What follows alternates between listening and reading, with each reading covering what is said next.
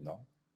Es decir, puede aumentar la cantidad de dinero que hay en la economía, pero ese aumentar de la regulación, o sea, de la cantidad de dinero en la economía,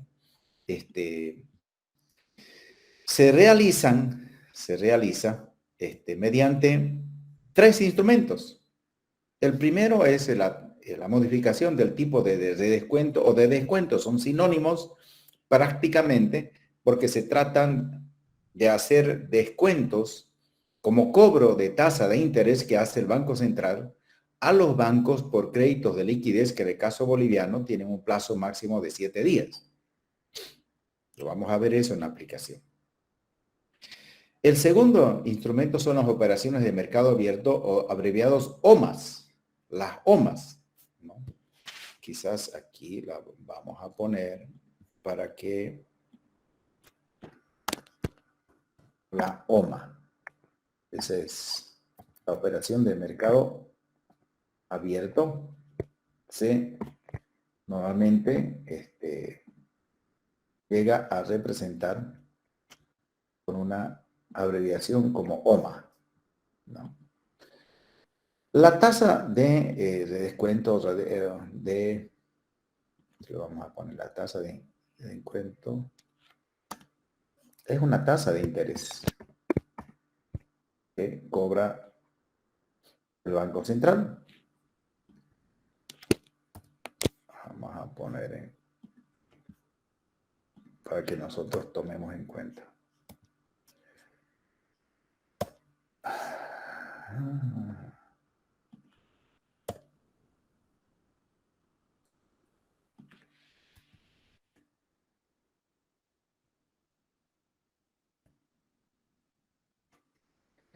Y dentro de la regulación del dinero, vamos a poner aquí, están los famosos MH, que es la base monetaria, M1, M2, M3 y M4.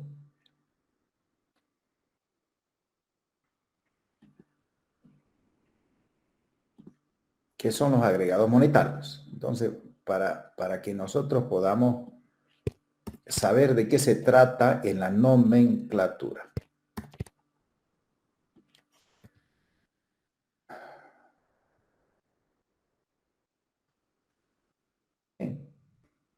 Siguiente. Vamos a hacer que eso se convierta parte de la imagen para que cuando se mueva ya no haya problema. Eso es. Entonces, ustedes saben los agregados monetarios, MH es la base monetaria. La base monetaria está compuesta por, o la moneda, como se dice, el agregado monetario de alta potencia, se llama, por eso está con H, que es high de salto, ¿ya? Alta potencia, M1, M2, M3, M4, ¿ya? Vamos a hacer lo siguiente, no quiero que haya confusión. Aquí vamos a poner un punto también por M3. Entonces, ahora, bueno, pondremos en negrita para que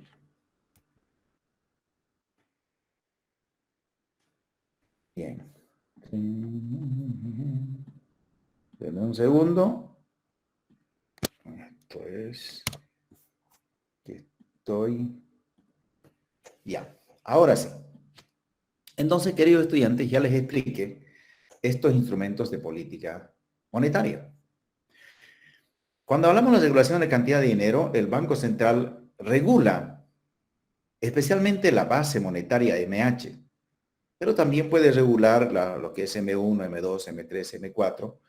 MH es, la base monetaria está compuesta por el dinero que está en poder de nosotros, del público, más el dinero que está en poder de los bancos como reservas. El dinero en efectivo, en cash, puede estar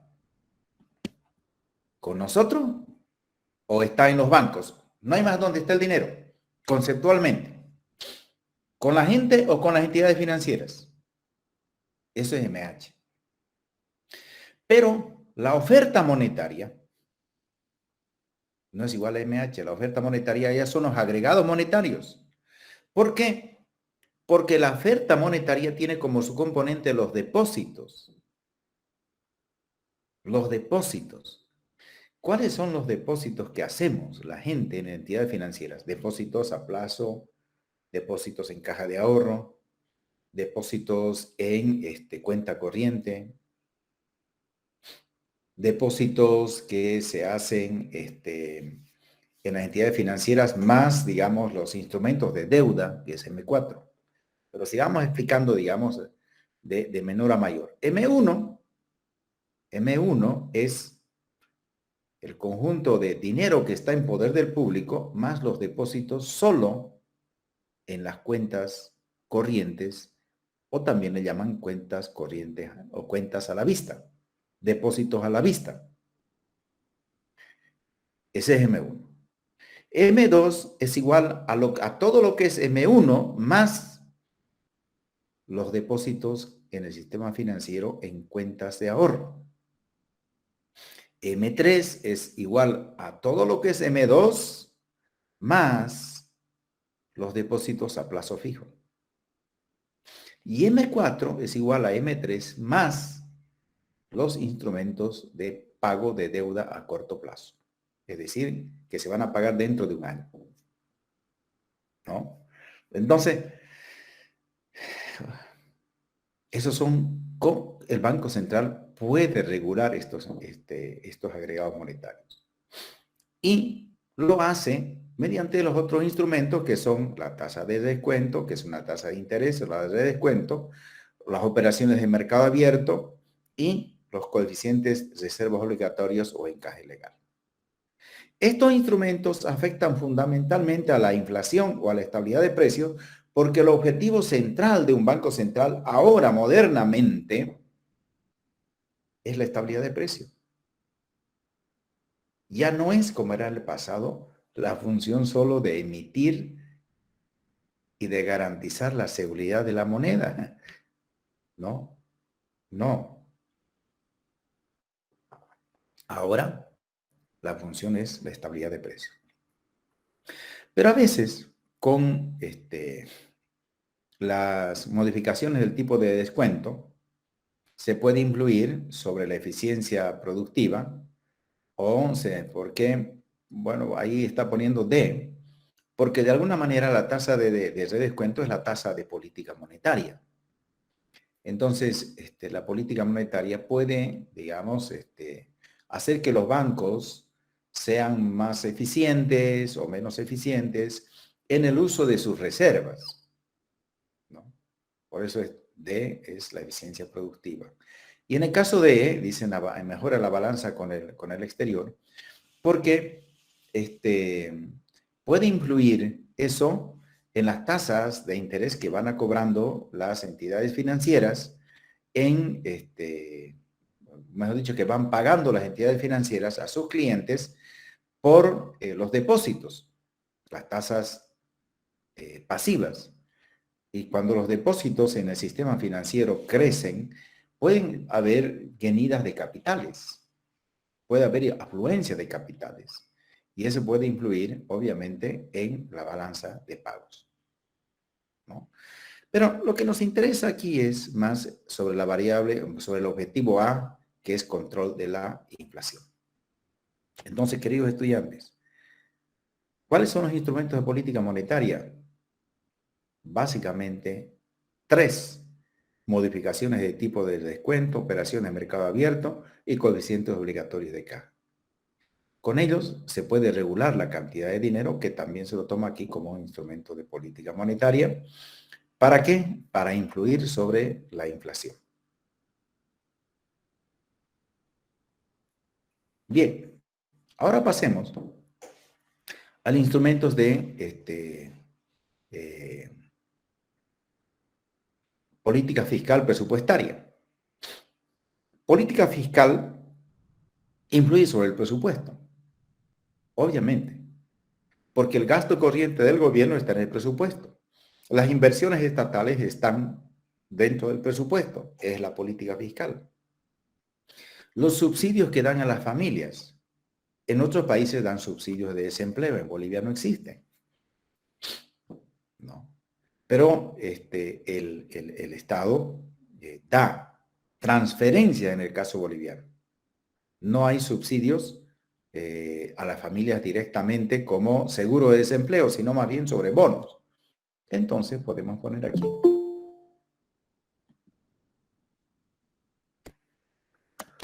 los bonos sociales. Ahí están los bonos Juancito Pinto, etcétera, ¿no? La renta dignidad, etcétera. Ay, ay, ay, ay, ay. Bien.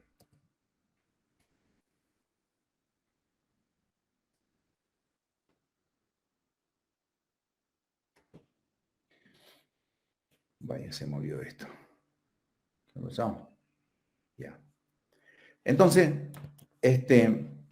otro instrumento de política fiscal, incentivos a la inversión. Pero incentivos a la inversión ya es política fiscal, no es presupuestaria. Es solamente política fiscal. Puede ser, por ejemplo, disminuciones en determinados impuestos, exenciones que no paguen impuestos, si viene inversión en determinadas zonas francas, puede haber incluso créditos baratos desde el Estado, asignados no del Banco Central, sino que el gobierno genera, digamos, logra a veces líneas de crédito con financiamiento internacional, con el Banco Mundial, con el Banco Interamericano de Desarrollo, para sectores, por ejemplo, de la microempresa, etcétera. Impuesto sobre la renta y la riqueza personal. Eso sí, ya tenemos en el caso boliviano el impuesto a la riqueza, impuesto a las grandes fortunas le llaman, ¿cierto? Impuesto sobre la renta ya existe en Bolivia. Es un impuesto que no está con ese nombre, porque, bueno, los gobiernos pues no dicen la verdad, queridos estudiantes, ¿no? Aquí, ¿dónde lo tengo? Ah, está mal mi diapositiva, lo había llegado a superponer. Ya. Bueno, aquí, como está sobrepuesto mi diapositiva, es que anoche estaba revisando esto. Aquí tenemos nosotros un resumen de los principales instrumentos de política monetaria, la OMA, la tasa de descuento y las reservas obligatorias, cómo se varía el instrumento para influir sobre la oferta y la base de la oferta monetaria, vendiendo bonos, comprando bonos, incrementando la tasa de descuento, reduciendo la tasa de descuento, aumentando el encaje legal o disminuyendo el encaje legal, etcétera, etcétera, y sus consecuencias. Eso lo podemos, ya está explicado, ¿ya? Ahora, estamos en la parte fiscal. Estamos explicando si existen o no en Bolivia, ¿no? Impuestos a la renta, sí existen, pero no con ese nombre. Está en impuesto, digamos, en realidad los ingresos de las personas eh, para aportar a la renta solidaria, no a la renta dignidad, es distinto, a la renta solidaria. La renta solidaria es un monto de dinero que el Estado, mediante las AFPs, entrega a las personas que están en las AFPs y se jubilan para que mejoren su renta básica, para que mejoren su renta de jubilación. No da a todos, ¿no? Por ejemplo, a las personas que ganan más de 4.000 bolivianos ya no les llega la renta, digamos, a los que tengan una renta de las AFP más más de 3.500, creo, bolivianos, no les llega la renta solidaria. Pero los que tienen muy baja renta, les llega la renta solidaria. ¿En base a qué?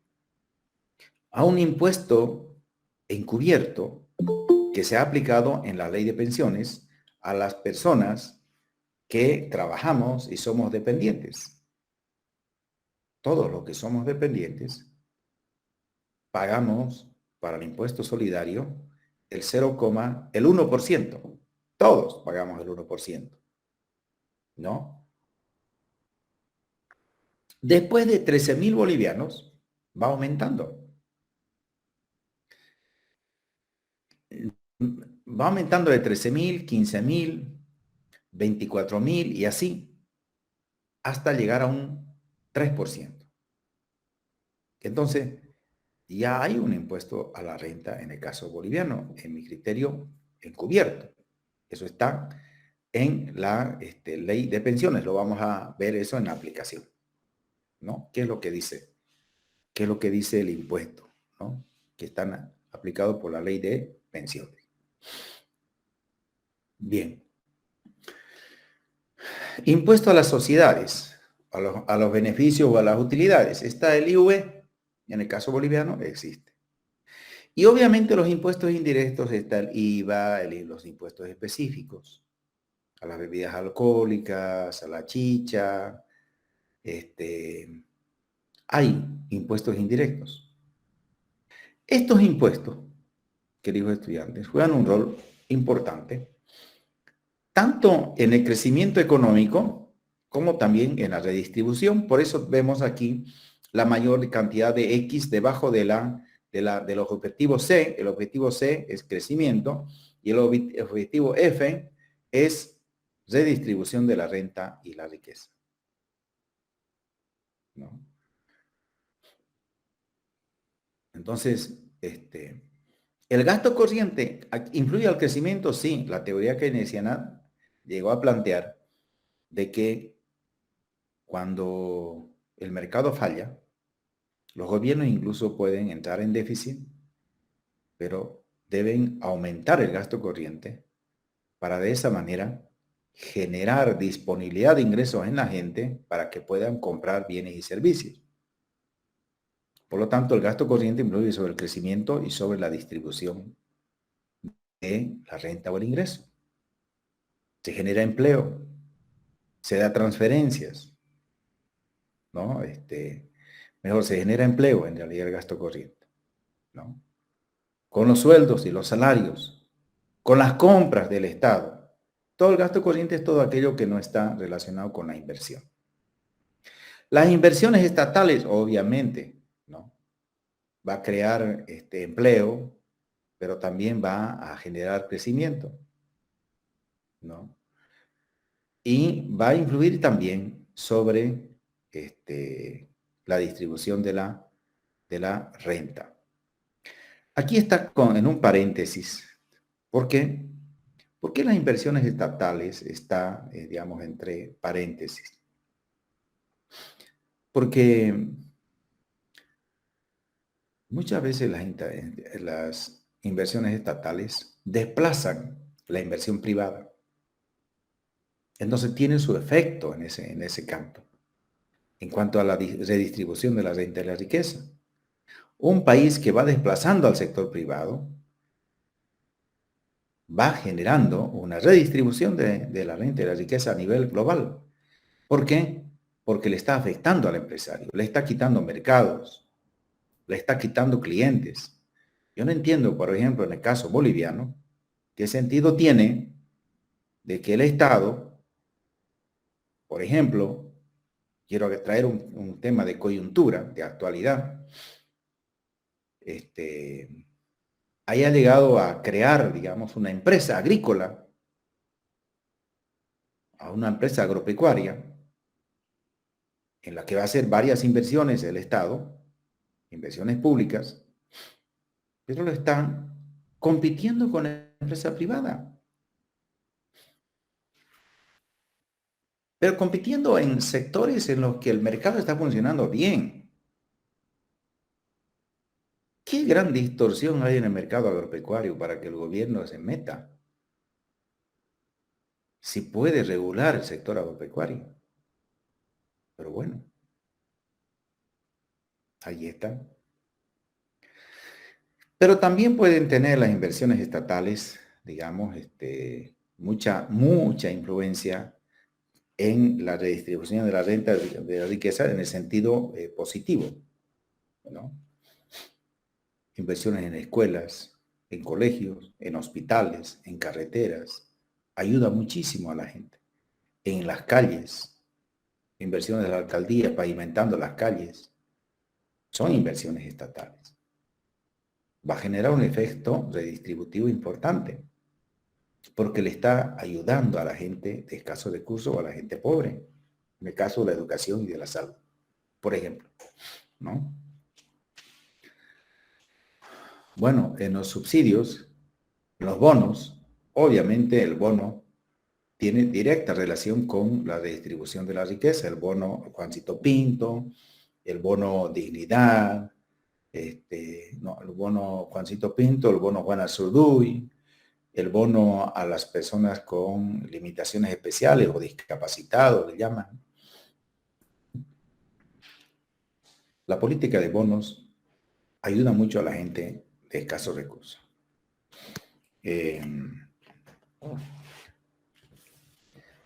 Hay un debate sobre esto, ¿no?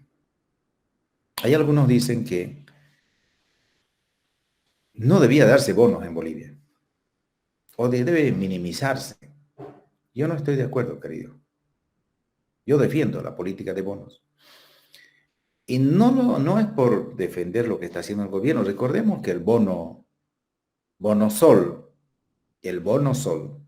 lo que ahora es la renta dignidad, lo creó Sánchez de Lozada. No, lo creó Sánchez de Lozada. Pero también defiendo, por ejemplo, los subsidios a la gasolina, al diésel. Lo defiendo. ¿Por qué? Porque es una manera de hacer redistribución de la renta y la riqueza en Bolivia. Aunque muy distorsionado, podríamos decir. Algunos dicen de que en realidad los que se benefician son los dueños de vehículos y de camiones y de tractores. ¿Y quiénes son esos? Son la gente que no es pobre, obviamente. Una persona que tiene, digamos, un vehículo puede que no esté en la pobreza, a no ser que sea bien cacharringo, digamos, ¿no? Porque hay unos cacharringos bien humildes, ¿no? Que andan y están de taxi, por ejemplo, ¿no? Pero los subsidios, queridos estudiantes, juegan un rol muy importante y hay que saber adecuadamente aplicarlos. Mientras tengamos un alto nivel de pobreza, los bonos, en mi criterio, son útiles. Pero no tenemos que enfocarnos como si va a ser eternamente. Los bonos tenderían a desaparecer si mejoramos la calidad del empleo, si mejoramos el ingreso de las personas. Pero como el ingreso es bajo, existen estos bonos.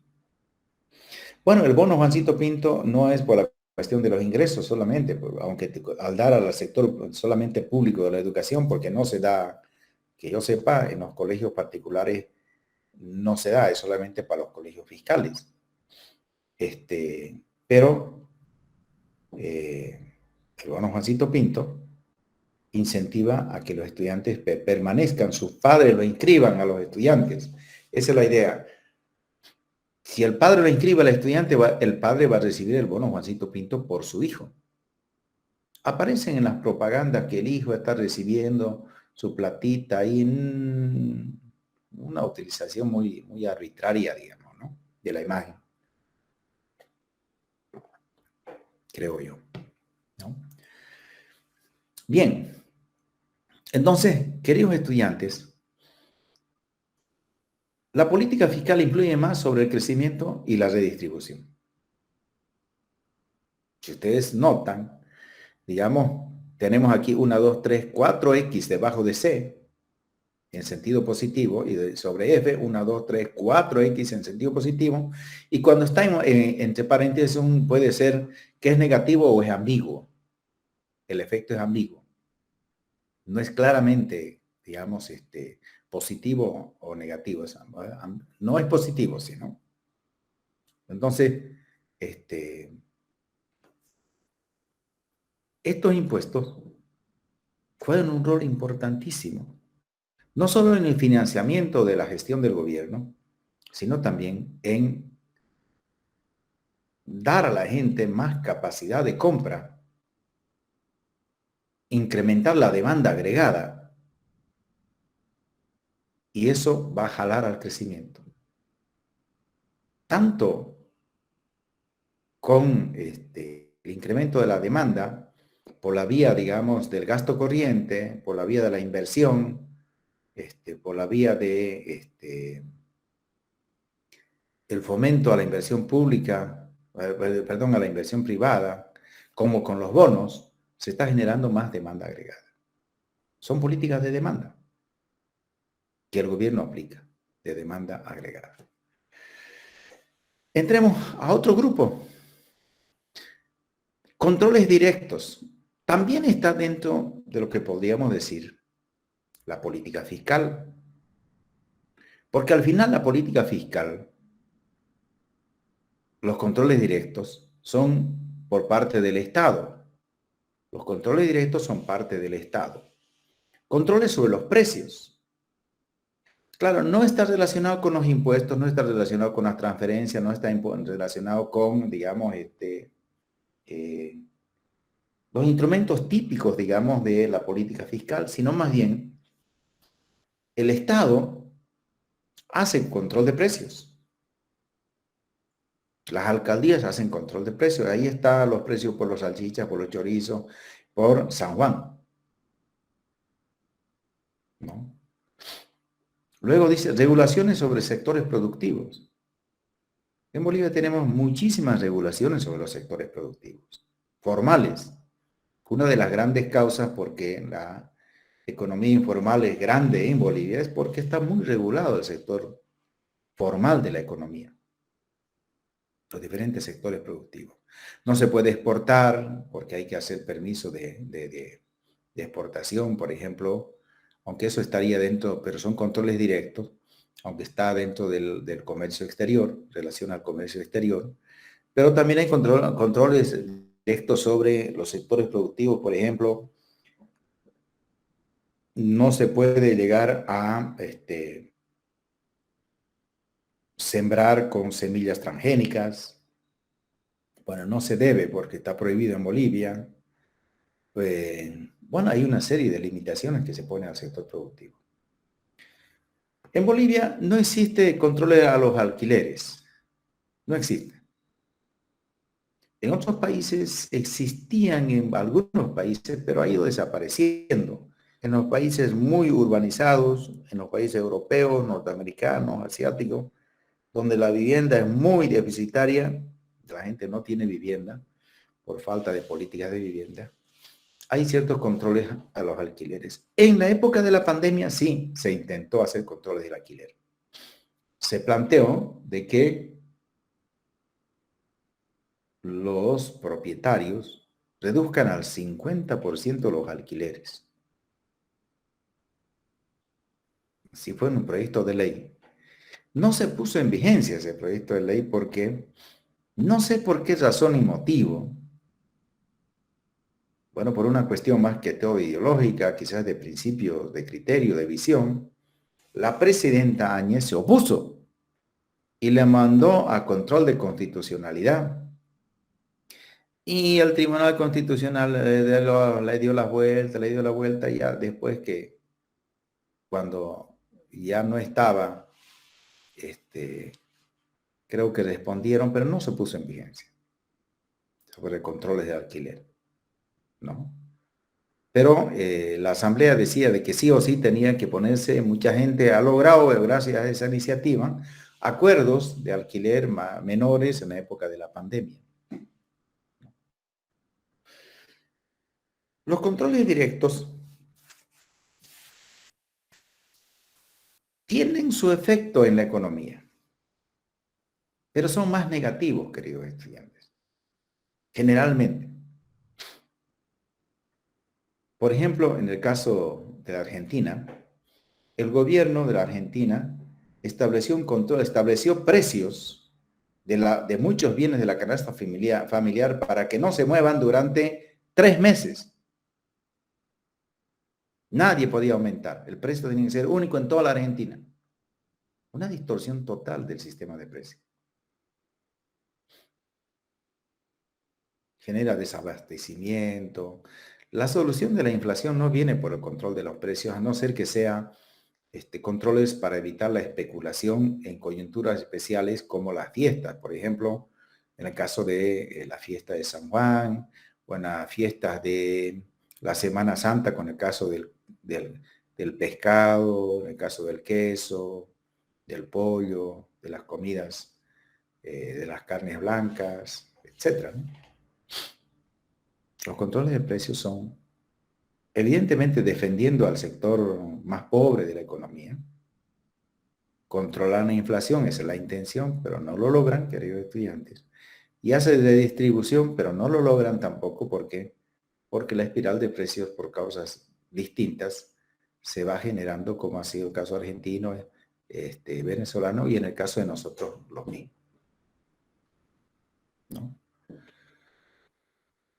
Bien, seguimos. Tipo de cambio y comercio exterior. Otro grupo de políticas, de instrumentos de política económica.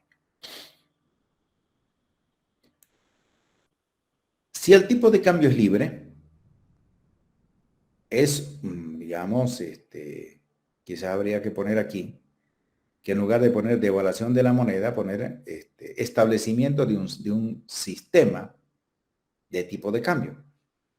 El sistema de tipo de cambio puede ser libre, puede ser fijo, o puede ser fluctuante controlado dentro de determinadas bandas, como el teníamos, o restante le llaman algunos, como el caso boliviano, que era antes, ahora es tipo de cambio fijo. Pero después de 1985 hasta el 2006 tuvimos tipo de cambio fluctuante. Pero la revaluación o la devaluación con los tipos de cambio fijo tiene su efecto en la economía. Tiene su efecto en el crecimiento, en la eficiencia económica y obviamente también en la balanza de pagos, porque los tipos de cambio influyen sobre las importaciones y las exportaciones directamente.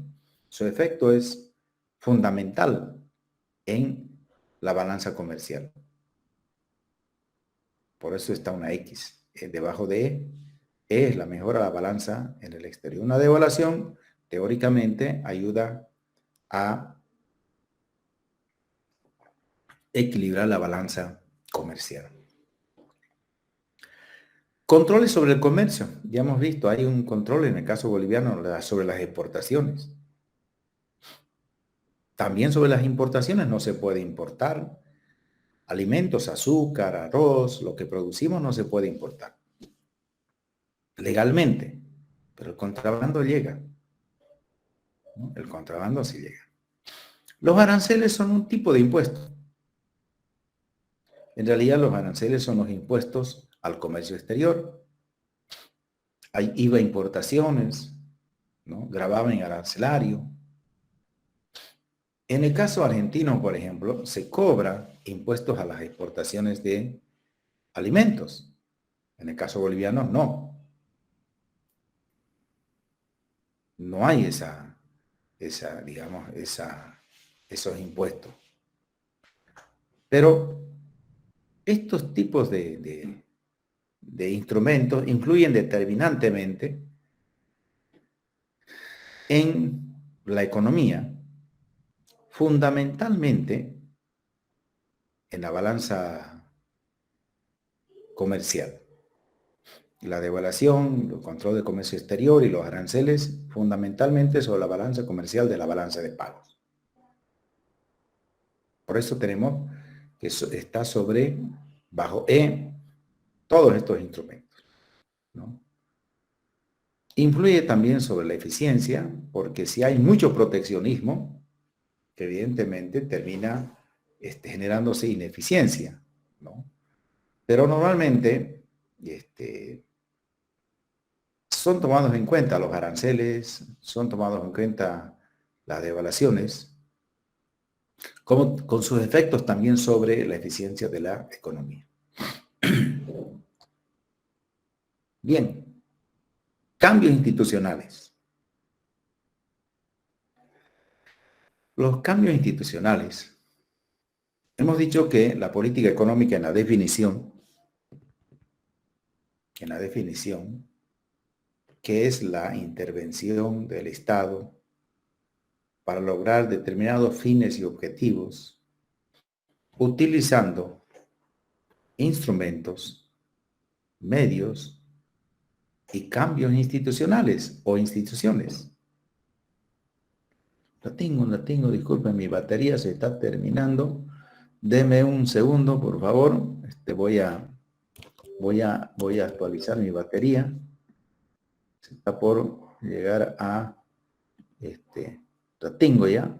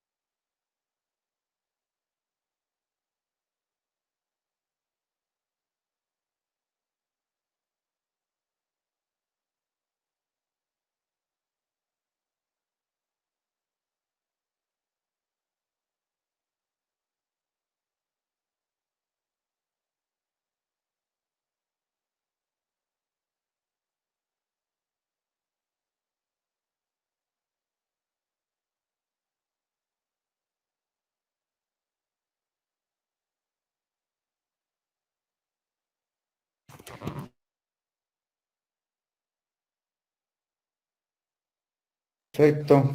Es que mi cargador estaba lejos de donde estoy.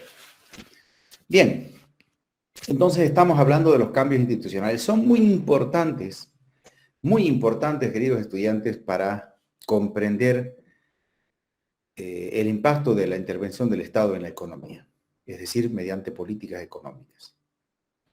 Por eso se toma en cuenta las famosas reformas agrarias, la reforma de la propiedad de las tierras. Esto ayuda mucho porque genera redistribución de la renta. Obviamente, ¿por qué? Porque en el caso boliviano, en 1953 comenzó la reforma agraria, el 2 de agosto de 1953. Víctor Paz Estensorio quitó las tierras a los feudales, a los terratenientes, y les entregó a los campesinos con el lema: la tierra es de quien la trabaja. Y comenzó un proceso de titularización. Actualmente, la reforma agraria establece la posibilidad de que grupos de indígenas o de personas que sin tierra puedan tener tierra. Pero la reforma agraria ya no es para cualquier persona. Ya no da el Estado a cualquier persona, solamente da a los grupos indígenas originarios. Obviamente, quizás los más vulnerables, los más débiles, digamos, en la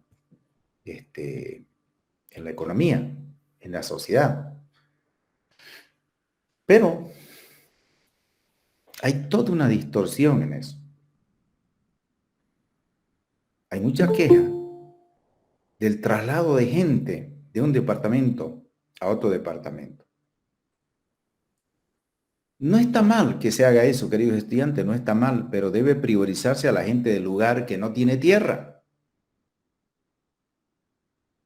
No puede ser pues que la gente que está en un lugar, en una provincia, no tiene tierra, no le dan, pero de pronto se le da a gente que viene de otros lugares. Entonces ahí está el reclamo. Esa es la gran marcha que han hecho, ¿no? Nuestros campesinos y estuvieron en la universidad durante tanto tiempo y no les dieron la importancia. No les dieron importancia, ¿recuerdan ustedes? ¿O no recuerdan? ¿Alguien recuerda de que en la época de la pandemia han estado en el Coliseo de la universidad una cantidad importante de indígenas que vinieron desde el Beni, reclamando de que se les respete sus tierras para ellos? No está mal que se dé a otra gente también de otros lugares, porque al final son bolivianos, pero debe haber cierta priorización para la gente del lugar. Eso es justo, es equitativo. Eso. Nacionalizaciones y privatizaciones. Obviamente, los determinados gobiernos nacionalizan como el actual, pero otros gobiernos como Víctor Paz Tensoro, los gobiernos neoliberales, privatizaron.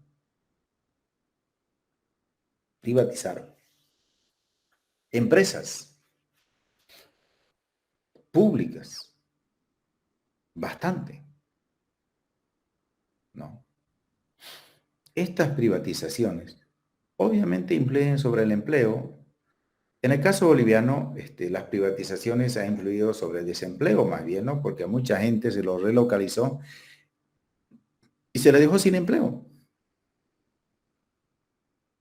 Pero pueden ser las nacionalizaciones que se pueden hacer resguardando el empleo, es ambiguo en eso, pero obviamente las nacionalizaciones tienden a generar un efecto redistributivo porque las utilidades de esas empresas serían con fines económicos y sociales de redistribución del Estado, de los ingresos del Estado. Por ejemplo, estaba privatizada Entel, se lo nacionalizó y las utilidades de Entel sirven para el bono Juancito Pinto, ¿no? Reforma del sistema educativo. Es fundamental la reforma del sistema educativo porque forma a la gente, al capital humano. Tierra, capital, trabajo. Al trabajo está relacionado con el sistema educativo. La educación puede ayudar a aumentar la eficiencia productiva, pero el mayor milagro, el mayor impacto, queridos estudiantes, está en la redistribución del ingreso y la riqueza. Una buena educación es la mejor manera para salir de la pobreza o del umbral de la pobreza. Me pongo como ejemplo. Yo hasta cuando salí bachiller y todavía cuando era estudiante trabajaba y estudiaba, mi familia vivía en el umbral de la pobreza. No teníamos casa nosotros propia. Mi padre no era profesional, mi madre tampoco. 8 hermanos y una hermana, 9 en total.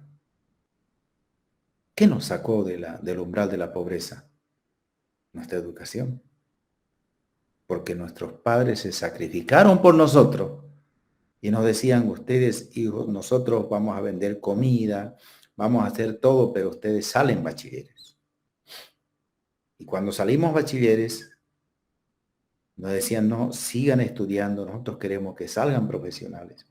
Pero mamás, las limitaciones que tenemos, podemos trabajar y estudiar. pero no dejen sus estudios, porque yo temo de que ustedes trabajen, ganen plata y se olviden de estudiar.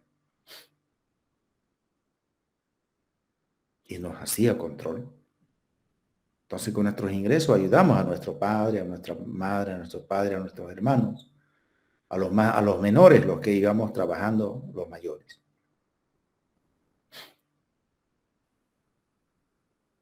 Pero lo que nos sacó del umbral de la pobreza es la formación profesional.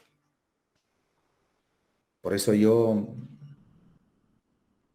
me testifico, digamos, me doy como testimonio de que salí del umbral de la pobreza estudiando. Salí profesional, hice maestría, he hecho ya todas mis materias del doctorado, estoy estudiando inglés, ya estoy en el nivel avanzado, porque en los colegios fiscales el inglés pues prácticamente nulo, cero. Para mi maestría yo estudié, tenía el inglés básico, porque hice en Chile mi maestría y habían libros en inglés, pero que me hacía traducir con otros compañeros de la maestría y yo les ayudaba en economía y en matemáticas y ellos me ayudaban en las traducciones. Pero ya para hacer el doctorado es inconcebible que no sepa inglés.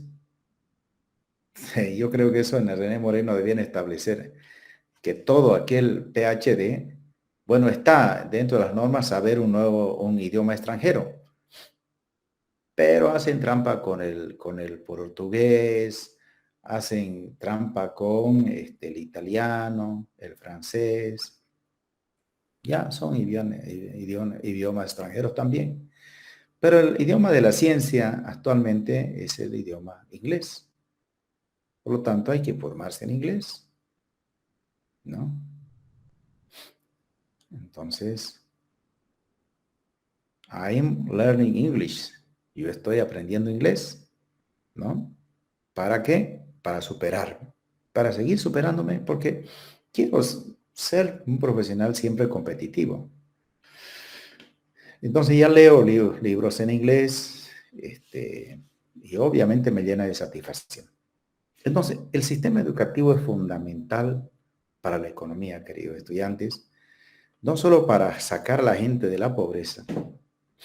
Yo estoy seguro, yo estoy seguro de que la gente pobre que logra hacer estudiar a sus profesionales, las familias pobres que logran sacar profesionales a sus hijos, salen de la pobreza. Yo estoy absolutamente seguro de eso. Más bien, la extrema pobreza puede aumentar, porque en la extrema pobreza cae gente como drogadicta, esa gente que está en situación de calle, pese a que han entrado a la escuela, pese a que han llegado al colegio, incluso a las universidades, ¿no? Porque lamentablemente caen en la extrema pobreza por una marginación social por el vicio que tienen, ¿no? Pero también hay harta gente que, sin ser viciosa, sin estar enferma, está en extrema pobreza históricamente, así como esas personas que vienen de Potosí, de Oruro, a veces con su familia en busca de un destino mejor y no encuentran y terminan, digamos, se vienen de las provincias indígenas que vienen y están en las calles. No tienen nada y ni siquiera para comer. Este es el sistema, esa es la maldición de la humanidad. O sea, en el sentido de que digo, de que cómo es posible que no podamos, con tanto conocimiento, solucionar el problema de la pobreza. ¿Qué es lo que nos pasa a los seres humanos? Con tantos conocimientos y siguen habiendo pobres. ¿Qué es lo que nos pasa? Que somos injustos nomás. Hay injusticia. Es mi criterio, ¿no? Bien, vamos a ir a la última parte de esta nuestra unidad. Si nosotros interrelacionamos los objetivos con los instrumentos, si bien aquí lo hemos hecho, de aquí están instrumentos, están objetivos, pero si lo hacemos con cierta coherencia, vamos a establecer una estrategia. ¿Qué es una estrategia? ¿No? Es el arte de conocer la situación actual y los recursos con que se cuentan y proyectarla al futuro para lograr ciertos fines, objetivos, estableciendo metas, aplicando determinadas políticas, instrumentos y otras medidas que son necesarias para cumplir con la estrategia. En Bolivia hay estrategias que se han elaborado. Vamos a ver eso en aplicación. El gobierno actualmente tiene un plan estratégico y es obligatorio que toda universidad y toda institución tenga planes estratégicos. Pero a nivel global del conjunto de la sociedad, hay, en este gráfico estoy mostrándoles una manera muy simple de sintetizar lo que es una estrategia. Una estrategia va a tener fines generales. El plan de gobierno del gobierno, para la redundancia, se plantea ciertos objetivos, ciertos fines generales en realidad. De las investigaciones que se han hecho a nivel mundial, quien lo hizo fue José Solá, que hace, digamos, este gráfico. De todas las investigaciones, él saca determinadas bases que dice en la mayor parte de los gobiernos del mundo, en sus fines generales está la igualdad, está la independencia, está la libertad y está la justicia. Toda sociedad debiera querer siempre que haya igualdad, que sea independiente, que sea libre, que sea justa. De manera general y global podemos decir eso, ¿no es cierto? ¿No quisiéramos que en Bolivia haya más igualdad? Claro que sí. Que Bolivia sea más independiente, por ejemplo, que no sea dependiente tecnológicamente. Que haya más libertad, siempre. Dicen, de todos los derechos, ¿cuál es el derecho más importante? Porque yo me considero un libertario, queridos estudiantes. O sea, yo soy un promotor de la libertad, por eso me digo libertario. Yo cuando era estudiante creé un grupo que se llamaba Libremente. Así se llamaba mi grupo, Libremente. Mente libre, en otras palabras. Libremente. Poderoso nuestro grupo. En ese grupo estaba con Remy Ferreira, estaba con Gary Prado, con amigos que en nuestra juventud teníamos el sueño de que haya una sociedad más justa, más libre. Después nos hemos alejado políticamente, pero siempre hay cierta base de amistad, evidentemente, ¿no? Pero la libertad para mí es fundamental. Por eso es que los cubanos, teniendo prácticamente todo, no en cantidades grandes, se arriesgan para cruzar el mar hasta Miami.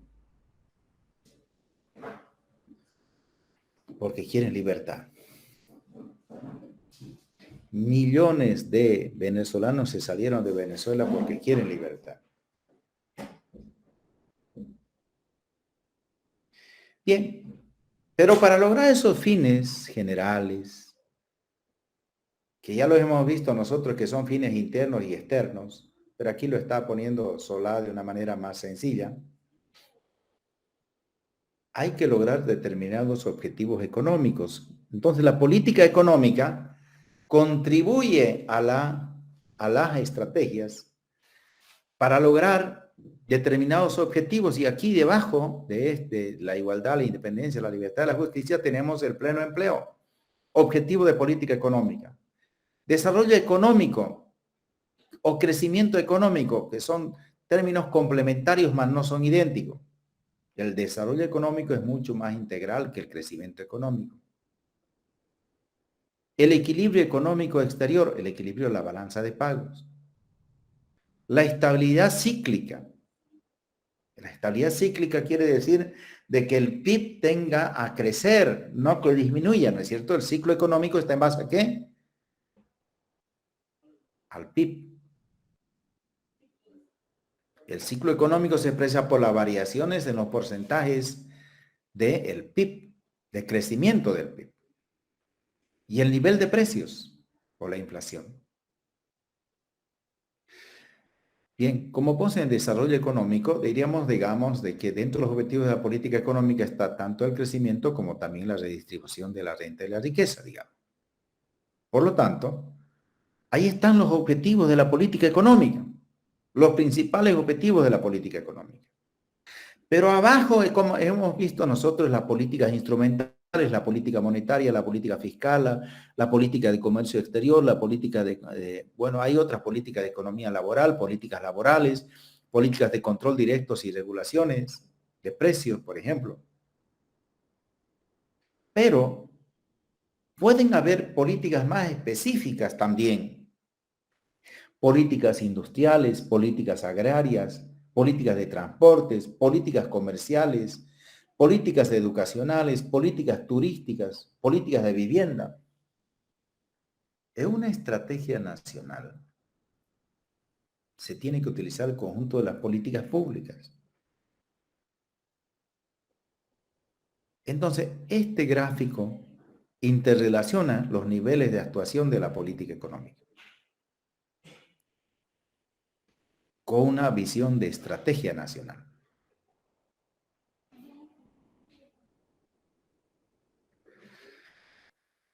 Con esto, queridos estudiantes, estamos terminando la unidad número 4. Entonces, yo quisiera ver, entraremos al campo de preguntas, cómo va el entendimiento de esta unidad, no hay problema. ¿En qué podemos ayudar? Le cedo la palabra.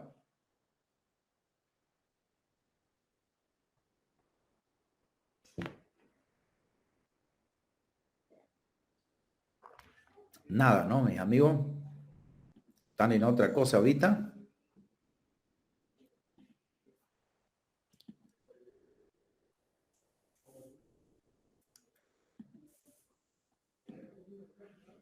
Vamos a tomar lista.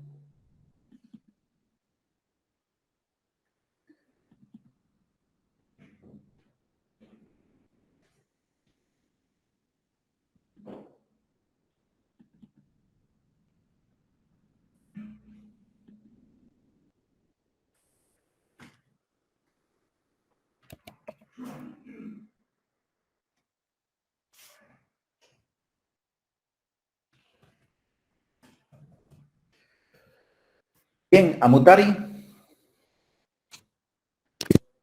Amutari. Bueno. Arispe. Arispe. Arispe, como siempre. Arteaga. Presente, licenciado, buen día. Buenos días, Víctor Hugo. Cabrera. Presente, licenciado. Bien. Bru. Presente, licenciado. Buenos días. Buenos días, Marco Antonio. Galindo.